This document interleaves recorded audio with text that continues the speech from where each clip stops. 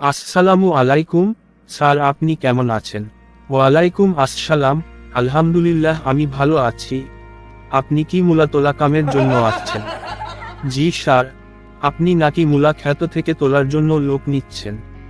হুম, তা তো নিচ্ছি, কিন্তু এটা তো খুব গুরুত্বপূর্ণ কাজ। তোমাকে একটু ইন্টারভিউ দিতে হবে। তুমি কি তা পারবে? জি স্যার, পারবো। আচ্ছা বলেন তো, ব্রেকফাস্টে কোন জিনিসটা কখনোই খেতে পারেন না আপনি? স্যার, এটা হচ্ছে ডিনার, যা আপনি কখনোই ব্রেকফাস্টে খেতে পারবেন না। বলেন তো কোন জিনিসটি দেখতে একটি অর্ধেক আপেলের মতো? স্যার, আপেলের বাকি অর্ধেকটা। বলেন তো, নীল সাগরে যদি একটা লাল পাথর ছুঁড়ে মারেন, কি হবে?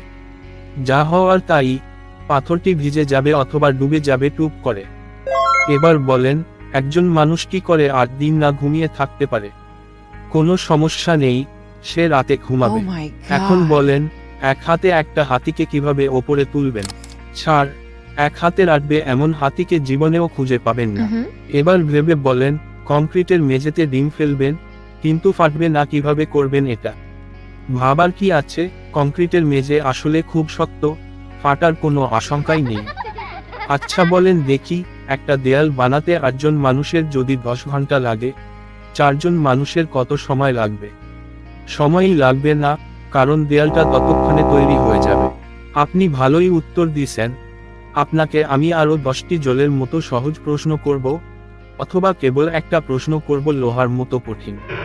উত্তর দেওয়ার আগে ভালো করে ভেবে দেখুন, কোন অপশনটা আপনি বেছে নেবেন। উত্তর যখন দেওয়াই লাগবে, তো কঠিন প্রশ্নের উত্তরটাই দিতে চাই। ভালো, শুভকামনা আপনার জন্য। আপনি ভালো সিদ্ধান্ত নিয়েছেন। এবার বলুন, কোনটা প্রথমে আসে, দিন না রাত? আসলে তো কঠিন হয়ে গেল, চাকরিটা তো হাতছাড়া করা যাবে না, যাক একটা বলে দেই। দিন প্রথমে আসে। ছাড়, দিন প্রথমে আসে কিভাবে? দুঃখিত স্যার, আপনি কথা দিয়েছিলেন আমাকে দ্বিতীয় কোনো কঠিন প্রশ্ন করবেন না। আচ্ছা ঠিক আছে, আপনি মূলা তোলার জন্য উপযুক্ত লোক। আপনার চাকরি পাকা, কাল থেকে কাজ শুরু করেন। ধন্যবাদ স্যার।